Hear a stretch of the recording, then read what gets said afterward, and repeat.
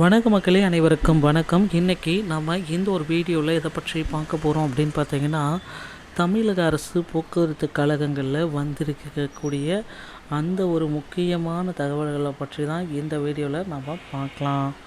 So TNSTC அப்படின்னு சொல்லக்கூடிய தமிழக அரசு போக்குவரத்து கழகத்தில் டிசிசி, ஸோ இந்த டிசிசியுடைய பணி நியமன ஆணைகள் ஏன் இன்னும் வெளியிடப்படவில்லை? இதற்கு பார்த்திங்க அப்படின்னா நிறைய தரப்பு கேள்விகள் பார்த்திங்கன்னா குற்றச்சாட்டுகள் அங்கங்கே பார்த்திங்கன்னா இந்த டிசிசியுடைய நியமனம்.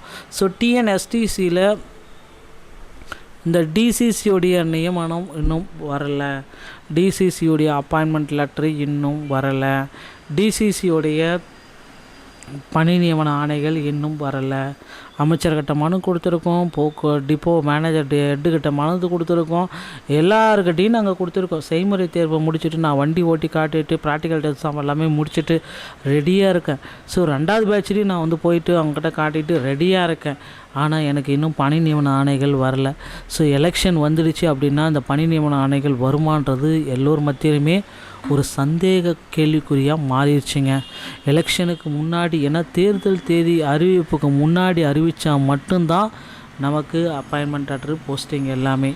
ஒருவேளை இந்த ஜனவரி எண்டில் தேர்தல் தேதியை அறிவிச்சிட்டாங்க அப்படின்னா அதுக்கப்புறம் posting, appointment letter, appointment order வருமானது சந்தேகம்தான். ஓகேங்களா? ஸோ அதுக்கப்புறம் ஹோல்டு பண்ணுவாங்க, திரும்ப ஹோல்டு பண்ணுவாங்க. ஏப்ரல், மே, ஜூன், மே லாஸ்ட்டில் கூட பப்ளிஷ் ஆகிறதுக்கு வாய்ப்புகள் இருக்குது. இது விட்டுட்டோம் அப்படின்னா இன்னும் ஒரு 4 மாதத்துக்கு 3 மாதத்துக்கு ஹோல்ட்லேயே தான் இருக்கும். ஓகேங்களா? ஸோ கண்டிப்பாக எல்லோருமே பார்த்திங்க அப்படின்னா கேட்டுகிட்டே தான் இருக்காங்க. நிச்சயமாக பார்த்திங்கன்னா இதற்கு அரசு தரப்புலேருந்து ஒரு முக்கியமான முடிவுகள் எடுக்கப்படும் அப்படின்றது எதிர்பார்க்கலாம். போக்குவரத்து கழகத்தில் டிரைவர் கம் கண்டக்டர் பணியிடங்களை 3274 பேருக்கு நிரப்ப அரசாணை அறிவித்து அவங்களுக்கு ப்ராக்டிக்கல் டெஸ்ட்டை முடித்து எக்ஸாம்ஸ் எல்லாம் முடித்து இப்போ பார்த்திங்கன்னா பணி நியமன ஆணைக்காக வெயிட் பண்ணிகிட்ருக்காங்க. இவர்களுக்கு அப்பாயின்மெண்ட் லெட்டர் வழங்குவதில் ஏன் தாமதம்? ஸோ அப்படின்றது நிறைய கேள்விகள் இருக்குது. செகண்ட் சான்றிதழ் சரிபார்ப்பு, செகண்ட் ஸ்கில் டெஸ்ட்டு எல்லாமே நடத்திட்டாங்க. ஆனாலும் இன்னும் அப்பாயின்மெண்ட் லெட்ரு வெளியிடலை. ஸோ கண்டிப்பாக பார்த்திங்க அப்படின்னா இன்னும் ஒரு சில தினங்களில் கண்டிப்பாக ஜனவரி 26க்கு முன்னாடி போக்குவரத்து கழகத்தில் டிசிசியோடைய அப்பாயின்மெண்ட் லெட்ரு வெளியிடுவாங்க அப்படின்றத எதிர்பார்க்கலாங்க. ஸோ அப்பாயின்மெண்ட் லெட்ரு இவர்களுக்கு மட்டும்தான் கிடைக்கும்னா மெரிட் லிஸ்ட்டில் வந்தவங்களுக்கு தான் முதற்கட்டமாக கிடைக்கும். இவங்க எல்லாமே இந்த மெடிக்கல் ஃபிட்னஸ்ஸு, ஜென்ரல் இன்சூரன்ஸு, விபத்து காப்பீடு, ஃபஸ்ட் எய்ட் சர்டிஃபிகேட்டு, இது எல்லாமே சான்றிதழ்கள் எல்லாமே கரண்ட்டில் லைவாக இருக்கிற மாதிரி செக் பண்ணிக்கோங்க. ஏன்னா மெடிக்கல் ஃபிட்னஸ் எல்லாமே நீங்கள் அடிக்கடி செக் பண்ணுறதா இருக்கும். அதே மாதிரி ஃபஸ்ட் எய்ட் சான்றிதழ் 2 வருஷத்துக்கு ஒரு டைம், 1 வருஷத்துக்கு ஒரு டைம் அந்த டேட்ஸ் எல்லாமே எக்ஸ்பைரி ஆகாமல் பார்த்துக்கோங்க. ஸோ இது எல்லாமே போக்குவரத்து கழகத்தில் அப்பாயின்மெண்ட் ஆர்டர் வாங்க போகிறதப்ப முக்கியமான ஒரு விஷயம். அடுத்து இன்னொரு விஷயத்தை நான் சொல்கிறேன். 2026 போக்குவரத்து கழகத்தில் புதிய நியமனங்கள் எப்பொழுது நடக்கும்? ஸோ இந்த 2026 போக்குவரத்து கழகத்தில் புதிய நியமனங்கள், ஸோ டிரைவர் கம் கண்டக்டர் எடுப்பாங்களா, டிரைவர் தனியாக கண்டக்டர் தனியாக எடுப்பாங்களா அப்படின்றது தான் இப்போ கேள்விக்குறியாக இருக்குது. ஸோ இனிவரும் காலங்கள் கண்டிப்பாக டிரைவர் தனியாக கண்டக்டர் தனியாக தான் எடுக்க போகிறாங்க, அதிக அளவில் எடுக்க போகிறாங்க. ஏன்னா இப்போ அங்கங்கே பார்த்திங்கன்னா மகளிருக்கு ஃப்ரீன்றது தமிழகத்தில் இருக்குது.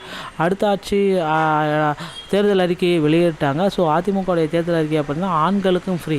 ஸோ இனி பார்த்திங்க அப்படின்னா போக்குவரத்து கழகம் வேறு லெவலாக மாறப்போகுதுங்க. ஸோ ஒரு மிகப்பெரிய ஒரு பப்ளிக் சேவை நிறுவனமாக மாறப்போகுது.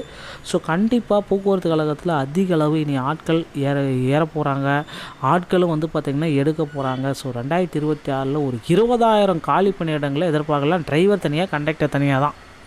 ஓகேங்களா? ஏன்னா டிரைவர் கம் கண்டக்டர் இனிமேல் எடுக்கிறதுக்கு வாய்ப்பே இல்லை. ஸோ டிரைவர் தனியாக கண்டக்டர் தனியாக ஒரு 20,000 காலி பணியிடங்களை வெளியிடுவாங்க அப்படின்றத எதிர்பார்க்கலாங்க. ஸோ மக்களே வெயிட் பண்ணுங்கள். இன்னும் ஒரு சில தினங்களில் இதற்குண்டான ஒரு பெரிய அறிவிப்பு வரலாம். இதுவரை உங்கள் அருகாமையில் இருக்கிற டிரைவிங் லைசன்ஸ், ஆர்டிஓ அலுவலகத்தில் தனிக்கு டிரைவிங் லைசன்ஸ் மற்றும் கண்டக்ட் லைசன்ஸை எடுத்து தயாராக வச்சுக்கோங்க. ஸோ அதே போல் கண்டக்ட் லைசன்ஸ் எடுக்க ஃபஸ்ட் எய்ட் சான்றிதழ் எடுத்து வச்சுக்கோங்க. தகவல் உங்களுக்கு ரொம்ப பயனுள்ளதாக இருக்கும்னு நினைக்கிறேன். மீண்டும் ஒரு நல்ல தகவலோடு நான் உங்களை சந்திக்கிறேன். நன்றி, வணக்கம், தேங்க்யூ.